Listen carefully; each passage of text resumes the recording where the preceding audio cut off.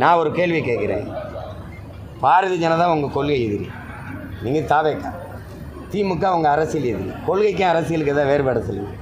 கொள்கைன்னா என்ன, அரசியல் நான் கேட்குறதுக்கு பதில் சொல்லுங்கள். அப்போ பாரதிய ஜனதாவின் அரசியலை எதிர்க்கிறீங்க, கொள்கையை ஏற்கிறீங்க. திமுகவின் கொள்கையை ஏற்கிறீங்க, அரசியலை எதிர்க்கிறீங்க. அப்படி புரிஞ்சுக்கிறதா? சரி. பாரதிய ஜனதாவும் திமுகவை எதிரி. அப்போ காங்கிரஸையும் நீங்கள் அதிமுகவையும் புனிதப்படுத்துறீங்களான்னு கேட்டால் அந்த கேள்விக்கு பதில் வச்சிருக்கீங்களா? கச்சத்தீவை திருப்பி எடுத்து விட்டுருங்கிறீங்க. மோடிக்கிட்ட பேசுகிறீங்க, ஃபோனில் தான் பேசுகிறீங்க. மோடிஜி அந்த கச்சத்தீவை எடுத்து விட்ருங்க. என்ன நான் சொல்லுவேன், டேய் போகிற வழியில் பெரியப்பாட்ட கட்சியில் ஒரு 1000 ரூபா கொடுத்துட்டு போடாங்கிற மாதிரி என்ன வந்து எடுத்து விட்டுருங்கீங்க. கச்சத்தீவை கொடுத்தவன் யார்? கொடுத்தது யார்?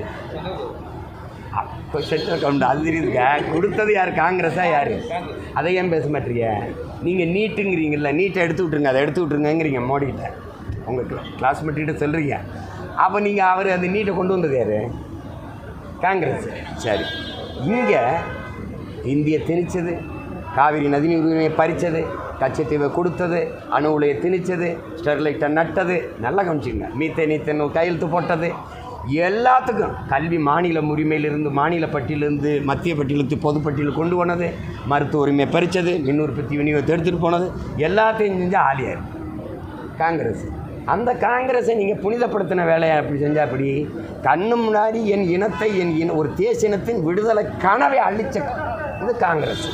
நம்பிக்கைங்க. காங்கிரஸ் லட்சக்கணக்கான இன மக்களை கொண்டு குவிச்சது காங்கிரஸ். கூட இருந்து திமுகவை எதிர்க்கிறீங்க. சரி, காங்கிரஸை ஒன்றுமே பேசலைன்னா அதை நீங்கள் புனிதப்படுத்துறீங்களா? அது குற்றமற்ற கட்சியா?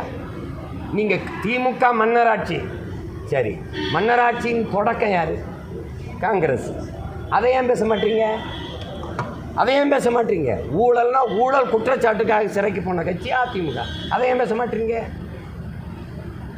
நீங்கள் துப்பாக்கி சூட்டுக்கு போனீங்க, அங்கே போய் பேசுனீங்க. அந்த கட்சியில் செத்து போன தங்கச்சியினுடைய அம்மா என்னை தாய்மாமன்னு சொல்லிட்டாங்கன்னு பெருமையாக பேசுவீங்க. துப்பாக்கி சூடு நடத்தின கட்சி இது.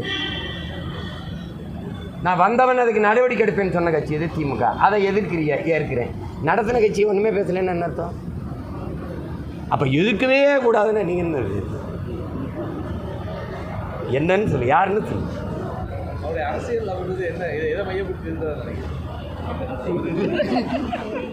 என் முகத்தை பார்த்து ஓட்டு போடுங்கிறாப்ல, அதை மையப்படுத்தியிருக்காப்ல.